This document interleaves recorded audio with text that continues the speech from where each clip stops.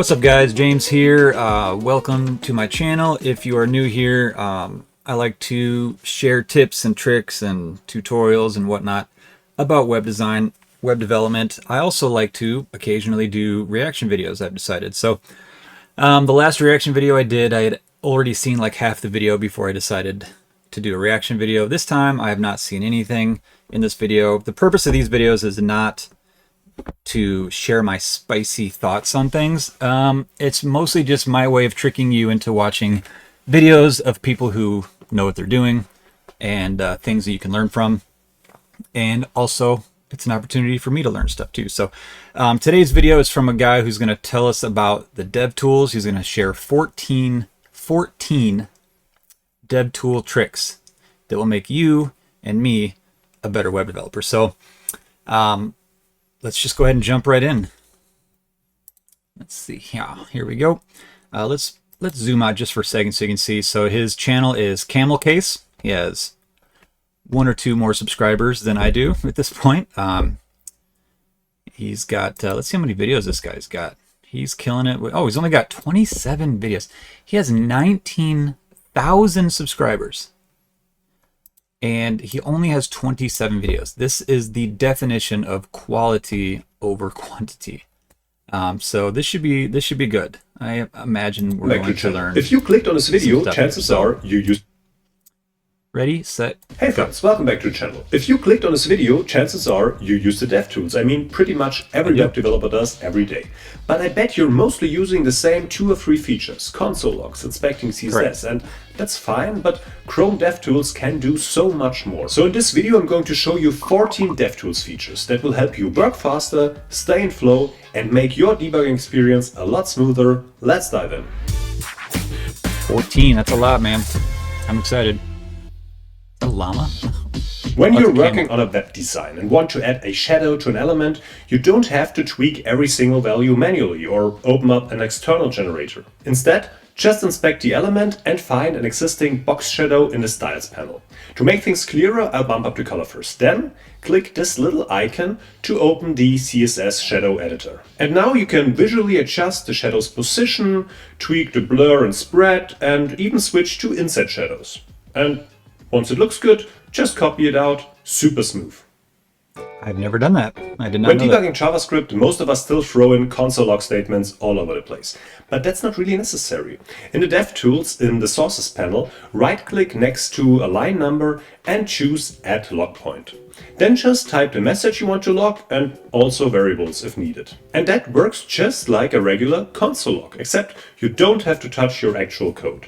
Plus, log points persist across page reloads, super handy. And here's a bonus tip. Besides breakpoints and log points, you can also set conditional breakpoints. That way your code only pauses when a specific condition is true. Great for tracking down sneaky bugs and not spamming your console while debugging. One of my absolute favorite features. Go to the 3-dot menu, More Tools, Coverage, or just press Command or Control, Shift and P and type Coverage. Pin the tab on top for easy access. Once the Coverage tab is open, you can analyze how much of your JavaScript and CSS is actually being used. You can scan per block, which is faster, or per function, which is more detailed. For example, I can see that a huge chunk of this biggest JavaScript file, almost 98%, is completely unused on initial load. And it's not just this one, several other files are only partially used too. And the best part, this updates live as you interact with the page. If I click, for example, on something, you see new numbers. This tool makes it super easy to figure out which parts of your code or third-party libraries could be lazy loaded or maybe even removed entirely. And that way you can seriously cut down your website size. This next feature might sound a bit nerdy or like an edge case at first, but in some situations it's absolute gold. Let's say you notice that a script is modifying the DOM, adding, removing or changing elements, but you have no idea why it's happening or which script is responsible. For example, if I want to... Okay, I think I'm excited about this one because I've had this exact question in my head. How is this happening? What's doing it? And I've always assumed there's probably a way to figure it out in the dev tools, but I've never been able to find it. Know why the CSS class of this list is changing, I can right-click the node, go to Break On and choose Attribute Modifications. I can also select Subtree Modifications and Node Removal if I want to catch any kind of change to that element. And now you'll see a breakpoint appear in the DOM panel on the left. Then I just need to trigger the action and bam, the debugger halts exactly where the change happens. What? And I can see that a class is being toggled here. Super helpful. Break on is especially useful when you're working with third-party code or frameworks that modify the DOM through lifecycle hooks or side effects, and you have no idea what's going on. Flickering issues, weird UI jumps, whatever it is, this feature can help you get to the root of it. Really cool. That's awesome. I like that.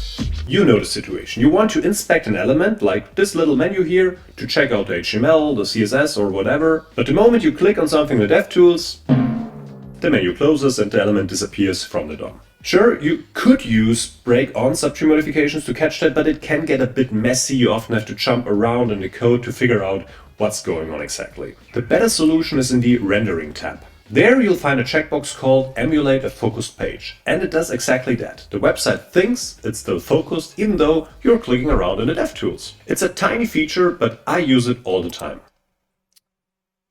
That's not where I thought he was going. I thought he was going to use the hover. I thought he was going to use this little thing. I do this all the time. Focus, active, hover on an element to keep it focused even though I'm not actually focusing on it. So yeah, that's where I was excited to say, hey, I know this one. And then he went off on something that I'd never heard of before. So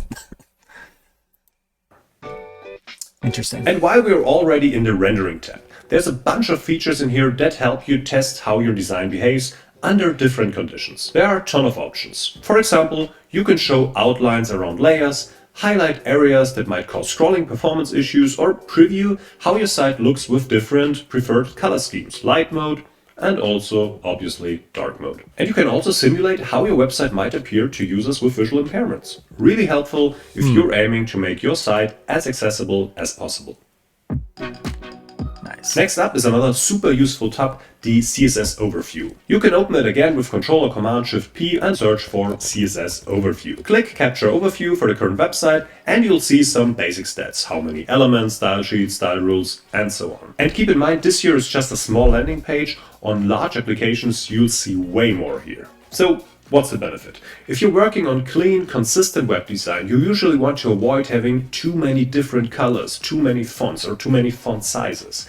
This tab gives you a clear overview. Looking at the colors, for example, I noticed that one of the gray text colors could probably go. It's almost identical to another. Or I might decide I don't really need a pure black for the background and could just go with this very dark blue instead. The font info is especially helpful. Here I can see that I'm using a whole bunch of different font sizes and line heights, and that's something I can clean up to make the layout more consistent and reduce the CSS file size while I'm at it. You can also jump directly to the elements that are using each style, which is super handy. And beyond all that, the CSS Overview also points out potential issues like contrast problems, where text might be hard to read, or unused declarations that you can clean up. Really helpful, practical insights that help you tidy up your CSS code. I take a lot of screenshots every day, for myself, for colleagues, for friends, whatever. But sometimes you just want to capture a specific part of a website as an image. And with Chrome DevTools, that's super easy. Just right-click on any node and choose Capture Node Screenshot. What? That will save an image of exactly that element. Pretty handy. What? Sure, most screenshot tools can do that too. But here's where it gets more interesting. If you want a screenshot of the entire page and it doesn't fit on your screen, so normally you'd have to stitch several screenshots together, you can just right-click the body element and hit Capture Node Screenshot. And boom, you'll get a full page image right in your downloads. Another way to achieve that, open the comment palette and type Capture Full-Size Screenshot. Same result. This one's really small but super helpful. Full page image right in your downloads. Another way to achieve that, open the comment palette and type Capture Full-Size Screenshot. Same result. That's crazy. This one's really small but super helpful. Let's say you want to analyze a console log in an AI tool, for example. Instead of manually expanding all the messages and selecting a bunch of lines, just right-click and choose Copy Console. And, well, that's exactly what it does. I knew the one. entire console log goes to your I do this all the time. ready to paste into your favorite LLM or any other tool of I'm your like 1 for 7. CSS animations can be a real headache, but Chrome's got your back here too. Under More Tools, you'll find the Animations tab. Here, you can take a closer look at CSS animations and view transitions, whether you want to improve your own animations or reverse engineer someone else's. As long as the Animations tab is open, it records every animation happening on the page. You can replay them, adjust the speed, scrub through the timeline manually. And of course, jump straight to the animated elements to inspect the code. Try playing around with delays and durations and grab any code you want to tweak or reuse. It really makes working with CSS animations a lot more manageable. That's cool. In the Network tab of the DevTools, you'll find a few small but powerful features. One of them is the ability to throttle the network connection. This is super useful, especially when you're developing locally, to see how your site behaves when things take a bit longer to load, like whether your loading spinners or fallback states are working properly. But I also use it a lot to check how the app behaves under pressure. For example, what happens if I trigger the same action again while it's still waiting for a server response, or if I do something else in the meantime? Are there any concurrency issues, race conditions? So overall, it often acts like a kind of slow motion mode, really helpful in apps that fire off a lot of data requests. You get a chance to follow what's happening more clearly and debug it with your own eyes, step by step. Pretty useful. Quick tip on debugging. If you're in the middle of development and want to pause your code in the browser, you don't always have to set a manual breakpoint in the DevTools. Just add the debugger keyword directly into your JavaScript code, and Chrome and also other browsers will automatically stop at that point when the code runs. It's a small trick, but it can save you a bit of time. You probably know that you can run JavaScript in the console. That's pretty standard. But if you have little scripts that you use regularly, you can actually save them as snippets. Just go to the Sources tab, find the Snippet section, and create a new one. For example, here I've got one that lists all the links on the current page. Works with a single click. Another one grabs all the text, or this one highlights certain layout elements visually. And I even made a more advanced snippet once that watches for status changes on the page using a mutation observer, and then sends that info to one of my APIs, kind of like a tiny manual screen scraper with an alert system. And at that point, it's almost like writing your own little Chrome extension, just for yourself. By the way, if you're interested in building a real Chrome extension, I've got a separate video explaining how to do that. Snippets are stored persistently in the browser, so they won't disappear. The only downside is, to run them, you always need to open the DevTools and trigger them manually. They don't run automatically or anything like that. And here's one last quick tip before we wrap up. If the DevTools are open and you want to clear the cache for a page, just long-click the reload button in Chrome. You'll see three options: a normal reload, a hard reload, and one to empty the cache and do a hard reload. Super handy and something I use all the time. And that's it for this video. I really hope you found it helpful. Let me know your thoughts in the comments. And if you I did find that helpful. So I knew 3 of those 14 tips. That's about what I expected. I mean, I am, the worst web developer in the world, so the fact that I knew any of those, I think, is probably impressive. But I am so excited to use that element screenshot thing. Oh, man. Because he mentioned, you take a screenshot, then you scroll, you take a screenshot, you scroll, take a screenshot, and then you have to stitch them all together. Dude, the number of times I've done that, that's just amazing. That's just amazing. Just right-click on the body, and it takes a screenshot of the whole website. Oh, that's cool. Some of that stuff was a little beyond what I'll ever do, but I found most of that video to be quite interesting. And I'm hoping that you also found it interesting and learned something. Let me know how many of those 14 tips you already knew, and let me know what your favorite tip was. You know what my favorite tip was by far. I'm curious to see what your guys' is, and how many of you already knew about that cool screenshot thing. Am I just like completely out of the loop? Did everybody already know about that? Let me know your thoughts, and look forward to seeing you guys in the next video.